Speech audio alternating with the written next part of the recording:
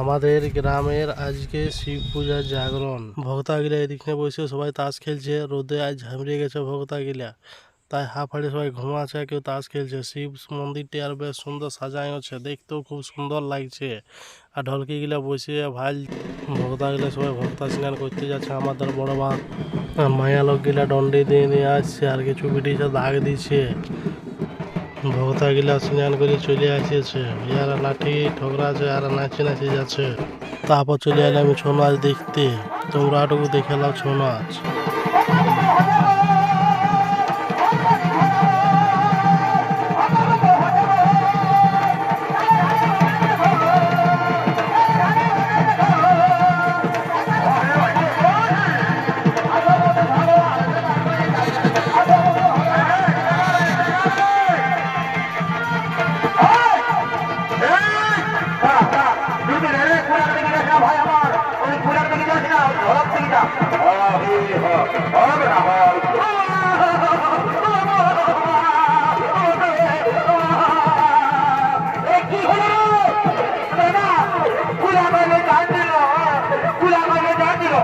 আমি গান করলি না, কুলারের পেছনে দিকে যাচ্ছি না, তুই কুলারের পেছনে দিকে যাচ্ছিস, তুই ধরা আগা দিকে ভাববে না, ধরার কুলা দেবে না, সালা তুই হোক কুলার না কুলার।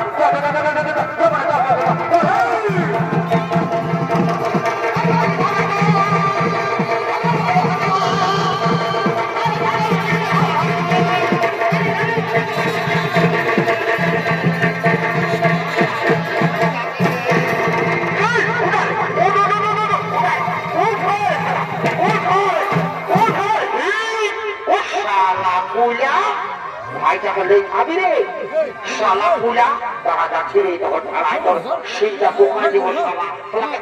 এই শালা করি পুলা, এই শালা না ঠুকাই দেবো শালা।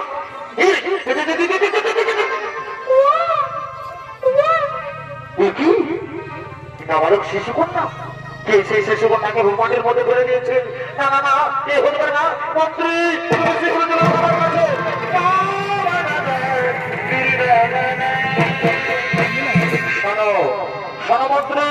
তুমি যাও এই সংবাদ নগরে নগরে গিয়ে জানাও, কোন ব্যক্তি নাবালক শিশু কন্যাকে এভাবে মাটির মধ্যে ফেলে দিয়েছে, তুমি শীঘ্র নিয়ে যাও এই সংবাদ নগরে নগরে গিয়ে জানাও। হে মহারাজ, আজ মহারাজ আসবে।